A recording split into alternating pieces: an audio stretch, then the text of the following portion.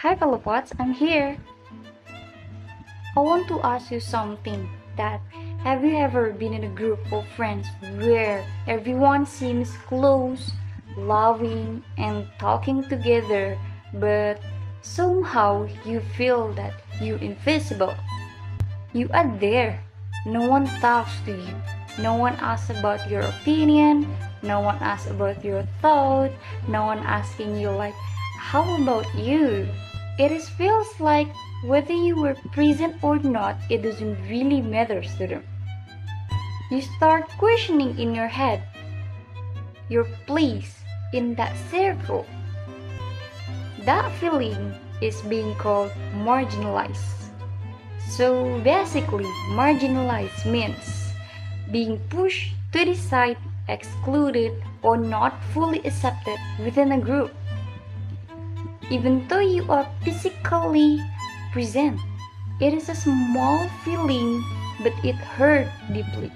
The more interesting is that feeling is not only happen in a small group, but it can exist in a bigger space such as society, culture, and even in a country. When certain groups constantly ignore, control, or treat church differently, that is where multicultural issues begin to appear.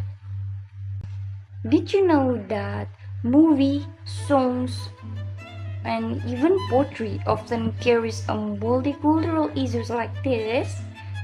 So literature reflects a real social experiences, especially those of marginalized groups.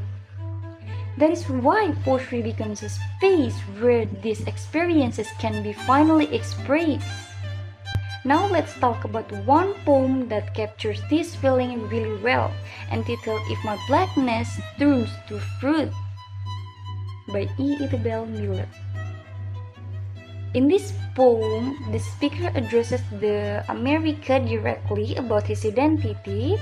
He's not angry, he's not shouting, instead he speaks calmly using metaphor to express disappointment, pain, and at the same time hope.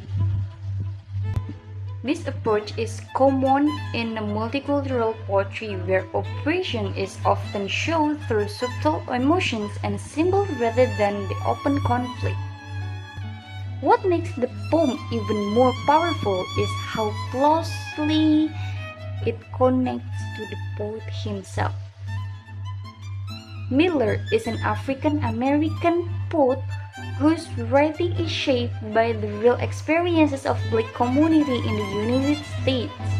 In multicultural literature, representations matters because when stories are told by those who actually live them, the voice feels more honest and authentic.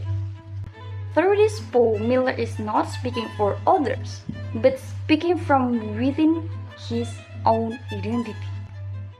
One of the main multicultural issues in this poem is racism and discrimination.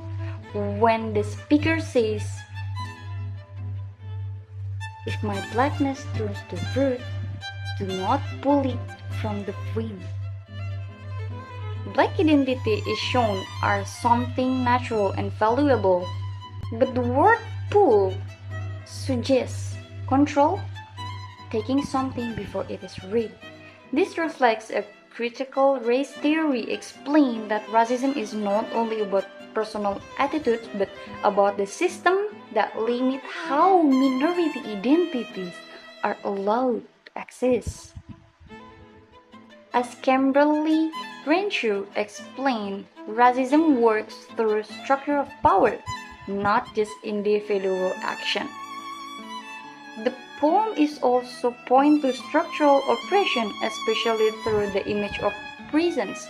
When the speaker says, "Look behind your prison walls, count the black seats behind bars," he's showing that how many blacks live are trapped inside institutions.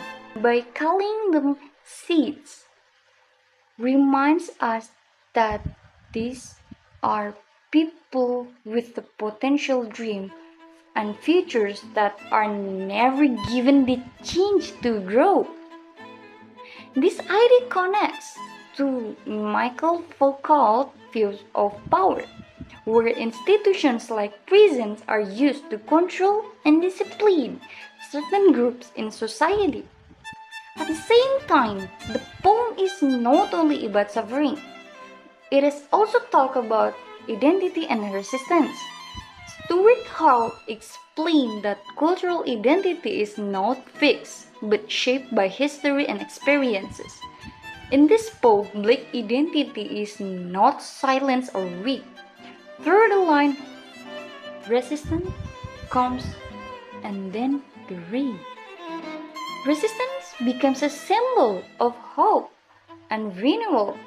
It shows that even in an unfair system, marginalized communities continue to resist and reclaim their place. In the end, this poem doesn't tell us what to think or what to believe. Instead, it asks us to reflect.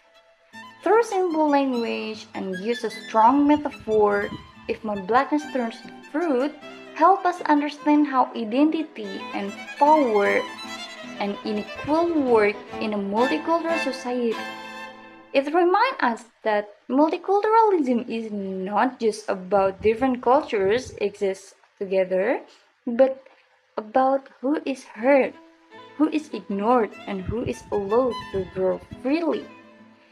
So that's all from me, and thank you. See you next time.